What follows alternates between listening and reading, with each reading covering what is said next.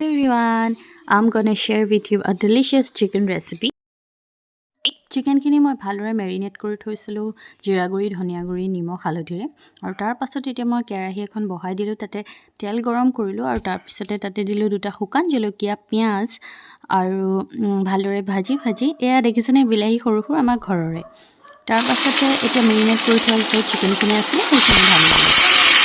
তাৰপিছত এইখিনি 15 মিনিটমানৰ কাৰণে একদম হাই হিটত মই ফ্ৰাই কৰিলোঁ। তাৰ পাছতে মই ইয়াতে দিলোঁ ওলকবি, আলু আৰু লগতে দিছোঁ বিনছ।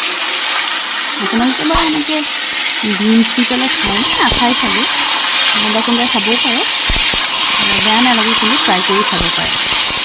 তাৰ পাছতে এইখিনি ভালদৰে অলপ জুইটো বেছিকৈ দি মই ভাজি থাকিলোঁ। আৰু তাৰ পাছতে এতিয়া মই ইয়াতে আদা নহৰুৰ যিটো পেষ্ট আছিলে সেইটো দিলোঁ আৰু লগতে বিলাহী আৰু অকণমান শুকান জলকীয়া, মই মানে শুকান জলকীয়াকেইটা থৈ দিছিলোঁ, দি দিলোঁ আৰু লগতে দিলোঁ অকণমান চিকেন মছলা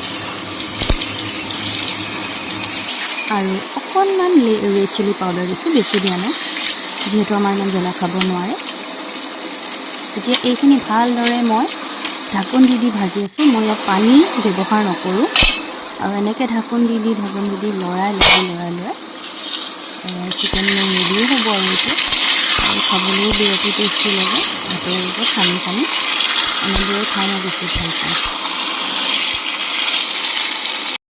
ৰেচিপিটো বাৰু কেনেকুৱা লাগিল জনাব দেই, আৰু পুনৰ নতুন এটি